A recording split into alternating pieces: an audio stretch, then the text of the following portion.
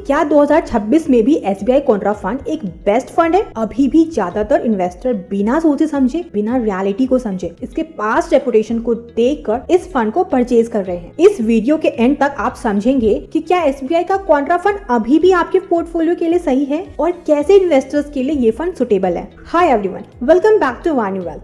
जब भी कोई म्यूचुअल फंड बहुत ज्यादा पॉपुलर हो जाता है तब लोग सवाल पूछना बंद कर देते हैं। वो बस ये एज्यूम कर लेते हैं कि अगर इतने सारे लोग इन्वेस्ट कर रहे हैं तो फंड अच्छा ही होगा। लेकिन यार, इन्वेस्टिंग में ऐसा नहीं चलता है। तो चलो आज इस वीडियो में हम SBI के कॉन्ट्रा फंड को एनालाइज करते हैं। SBI कॉन्ट्रा फंड ऐसा फंड है जो मार्केट के ऑपोजिट डायरेक्शन में काम करता है। मतलब ये हमेशा उल्टा काम करता है। ये वैसी कंपनीज पर फोकस करता है जिसको अभी तक सब इग्नोर कर रहे होते हैं, बट ये फंड उनमें से वैसे वैल्यू फंड को चूज करता है जिसमें लॉन्ग टर्म में ग्रोथ पोटेंशियल दिखता है। इस फंड का AUM है अभी 47,462 करोड़, लगभग 50,000 करोड़ का AUM हो चुका है। जब से फंड लॉन्च हुआ है तब से इसने 15.43% का एवरेज हर साल का रिटर्न दिया है। इस फंड को टोटल 13 ईयर्स एंड 6 मंथ हो चुके हैं। अगर आप एक साल से पहले अपने इन्वेस्टमेंट को विड्रॉ कर लेते हैं तो आपको 20% का टैक्स देना पड़ सकता है। वही अगर आप 1 ईयर के बाद विड्रॉ करते हैं तो आपको 12.5% का टैक्स देना पड़ सकता है। SBI कॉन्ट्रा फंड का डायरेक्ट प्लान का एक्सपेंस रेशियो है 0.84 और रेगुलर प्लान का है 1.61%। अगर किसी ने हर मंथ 10,000 का SIP किया होता है इस फंड में तो 5 इयर्स में उसका इन्वेस्टमेंट वैल्यू बन जाता है 8.43 लाख और 10 इयर्स में अप्रॉक्स 31.18 लाख कॉर्पस बनता। 10 साल में आपका कॉर्पस 2.5 गुना बढ़ जाता है। अब आते हैं ट्रेडिंग रिटर्न्स पर। नंबर्स पे डायरेक्टली जंप करने से पहले मैं आपको ट्रेलिंग रिटर्न के बारे में एक बार बता देती हूँ कि ट्रेलिंग रिटर्न होता क्या है। ट्रेलिंग रिटर्न का सिंपल मतलब है कि अगर आपने 1, 2, 3, 5 जितने भी साल पहले इन्वेस्ट करा होता एक पर्टिकुलर फंड में और आज तक आपने इन्वेस्टमेंट को होल्ड करके रखा हुआ होता तो आपको कितना % का एनुअलाइज्ड रिटर्न मिलता। आप देख सकते हो SBI के कॉन्ट्रा फंड ने लास्ट 3 इयर्स में 13.69% का रिटर्न दिया है जो कैटेगरी के दूसरे फंड से कम है। लास्ट 5 इयर्स में 16.95%, लास्ट 7 इयर्स में 21.5% और लास्ट 10 इयर्स में इसने 16.15% का एवरेज एनुअल रिटर्न दिया है। तो इन तीनों पीरियड में SBI कॉन्ट्रा फंड ने अपने कैटेगरी के दूसरे फंड से बेहतर रिटर्न दिया है। इस डेटा से हमें ये समझ आ रहा है कि शॉर्ट ड्यूरेशन में फंड ने वीक परफॉर्म किया है, बट लॉन्ग ड्यूरेशन में SBI कॉन्ट्रा स्ट्रॉन्ग रहा है। बट फंड कितना कंसिस्टेंट है ये जानने के लिए हमें फंड की रोलिंग रिटर्न्स देखनी पड़ेगी। अब आते हैं सबसे इंपॉर्टेंट मैट्रिक्स पर और वो है रोलिंग रिटर्न। जनरली ज्यादातर इन्वेस्टर रोलिंग रिटर्न को इग्नोर कर देते हैं, बट ये मैट्रिक्स बहुत ही इंपॉर्टेंट है। रिटर्न्स देखने से पहले हम ये समझ लेते हैं कि रोलिंग रिटर्न होता क्या है। इमेजिन आपने 1 जनवरी 2020 को इन्वेस्ट किया और 3 इयर्स तक आप इन्वेस्टेड रहे, आपको एक पर्टिकुलर रिटर्न मिलता है। इमेजिन अगर आप 2 जन 2020 को, फिर 3 जन,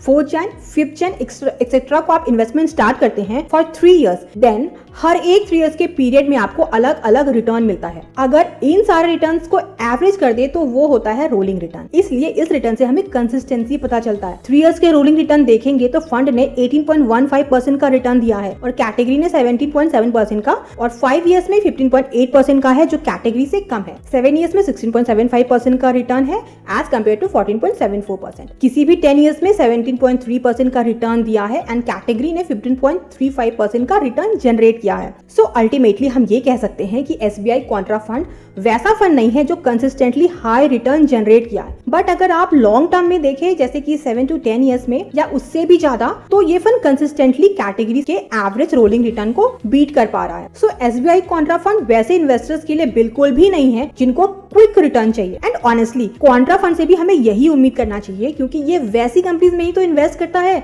जो अभी परफॉर्म नहीं कर रहा है बट लॉन्ग टर्म में कुछ अच्छा रिटर्न डिलीवर कर सकता है। अब हम पोर्टफोलियो ब्रेक डाउन करते हैं। पोर्टफोलियो एलोकेशन समझना बहुत जरूरी होता है क्योंकि इससे हमें ये पता चलता है कि फंड मैनेजर हमारे पैसे को कैसे कैसे जगह पे इन्वेस्ट करता है, कौन कौन कंपनी में इन्वेस्ट करता है। SBI कॉन्ट्रा फंड अपना 94% का इन्वेस्टमेंट इक्विटी में इन्वेस्ट करता है, यानी कि स्टॉक मार्केट में। डेट में है 3.8% और 1.9% का वो कैश होल्ड करता है। SBI कॉन्ट्रा फंड एक एग्रेसिव कॉन्ट्रा फंड है। अब इक्विटी पोर्टफोलियो को ब्रेक डाउन करते हैं। 94% ऑफ द इक्विटी में से 55% इन्वेस्टमेंट लार्ज कैप में, जो वेल एस्टैब्लिश्ड कंपनी है जैसे कि HDFC जैसे रिलायंस 26% मिड कैप में इन्वेस्टेड है और 14% स्मॉल कैप में इन्वेस्टेड है। मिड कैप कंपनीज के पास यूजुअली लार्ज कैप से ज्यादा पोटेंशियल है, लेकिन रिस्क भी ज्यादा है। Small cap excellent return generate कर सकता है अगर बिजनेस अच्छा परफॉर्म करता है तो, बट मार्केट करेक्शन के वक्त शार्पली गिर भी सकता है। तो ओवरऑल हम ये देख सकते हैं कि पोर्टफोलियो का एलोकेशन ग्रोथ ओरिएंटेड कंपनीज की तरफ ज्यादा है, जिससे स्टेबिलिटी नजर आ रहा है। एसबीआई कॉन्ट्रा फंड का टोटल 86 डिफरेंट स्टॉक्स में इन्वेस्टमेंट है। इससे पता चल रहा है कि पोर्टफोलियो वेल डाइवर्सिफाइड है। अगर एक दो कंपनी अच्छा परफॉर्म नहीं करता है तो भी पोर्टफोलियो पर उतना इम्पैक्ट नहीं होगा। अब देखते हैं कि क्या ये फंड सिर्फ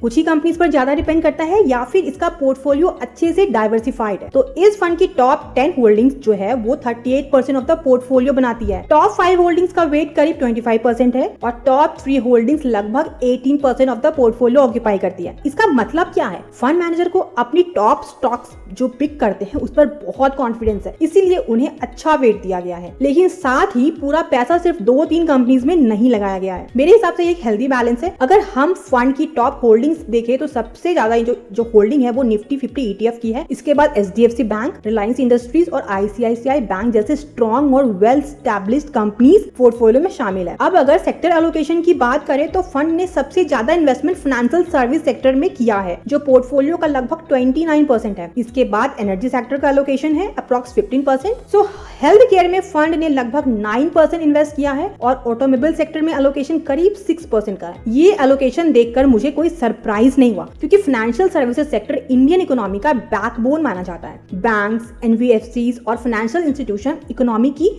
ग्रोथ के साथ डायरेक्टली कनेक्टेड होते हैं। इसी वजह से काफी इक्विटी फंड अपने पोर्टफोलियो में फाइनेंशियल सेक्टर को एक अच्छा वेटेज देते हैं और SBI कॉन्ट्रा फंड भी इसके एक्सेप्शंस नहीं है। अब आते हैं इस सवाल पर जो शायद 2026 में सबसे ज्यादा पूछे जा रहे हैं। क्या SBI कॉन्ट्रा फंड का साइज अब इतना बड़ा हो गया है कि फ्यूचर रिटर्न्स पर इसका इम्पैक्ट पड़ सकता है? देखिए, आज SBI कॉन्ट्रा फंड का AUM काफी बड़ा हो चुका है, अप्रॉक्स 50,000 करोड़। और जनरली जब किसी म्यूचुअल फंड का जो साइज होता है ना, जब बहुत बड़ा हो जाता है तो फंड मैनेजर के लिए नए स्टॉक्स को खरीदना या फिर एग्जिस्टिंग स्टॉक्स को बेचना उतना आसान नहीं होता है। एक सिंपल एग्जांपल से समझिए, अगर किसी फंड को 10 करोड़ का शेयर खरीदना है तो मार्केट में ये काफी इजीली हो जाता है, लेकिन अगर उसी फंड को 1000 करोड़ या उससे भी ज्यादा इन्वेस्टमेंट करना है तो इतनी बड़ी क्वांटिटी खरीदना या बेचना मार्केट प्राइस को अफेक्ट किए बिना काफी चैलेंजिंग हो सकता है। इसी वजह से काफी इन्वेस्टर के मन में ये सवाल आता है, क्या इतना बड़ा फंड फ्यूचर में भी उतना ही एक्स्ट्रा ऑर्डिनरी रिटर्न दे पाएगा? तो इसका एग्जैक्ट जवाब किसी के पास नहीं है, लेकिन हाँ, अगर आप लॉन्ग टर्म इन्वेस्टर हैं तो ये एक फैक्टर जरूर है जिसे आपको मॉनिटर करते रहना चाहिए। अब सबसे इम्पोर्टेंट सवाल, क्या SBI कॉन्ट्रा फंड आपके लिए सही है? मेरे हिसाब से ये फंड उन इन्वेस्टर के लिए सुटेबल हो सकता है जो कम से कम 7 से 10 साल का इन्वेस्टमेंट हॉरिजन रखते हैं, मार्केट में टेम्पररी अंडर परफॉर्मेंस को पेशेंटली हैंडल कर सकते हैं, जिनके पास पहले से एक डाइवर्सिफाइड पोर्टफोलियो है और जो रेगुलर SIP के थ्रू इन्वेस्ट करना चाहते हैं। लेकिन अगर आप 2 से 3 साल में ही हाई रिटर्न्स एक्सपेक्ट कर रहे हैं, मार्केट गिरते ही पैनिक हो जाते हैं या हर साल फंड से कैटेगरी या बेंचमार्क को बीट करने की एक्सपेक्टेशंस रखते हैं, तो शायद ये फंड आपके लिए बेस्ट चॉइस ना हो। तो अब आता है सबसे इम्पोर्टेंट सवाल, क्या 2026 में SBI कॉन्ट्रा फंड में इन्वेस्ट करना चाहिए? मेरे एनालिसिस के बेसिस पर अगर आप एक लॉन्ग टर्म इन्वेस्टर हैं और आप कॉन्ट्रा इन्वेस्टिंग की स्ट्रेटेजी को समझते हैं तो SBI कॉन्ट्रा फंड आज भी कंसीडर करने लायक फंड है। लेकिन सिर्फ इसीलिए इन्वेस्ट मत कीजिए क्योंकि इसने पास्ट में बहुत अच्छा रिटर्न दिया है। इन्वेस्ट तब कीजिए जब आप उस इन्वेस्टमेंट की फिलॉसफी को समझते हैं और उस पर भरोसा रखते हैं। एक बात आप हमेशा याद रखिएगा,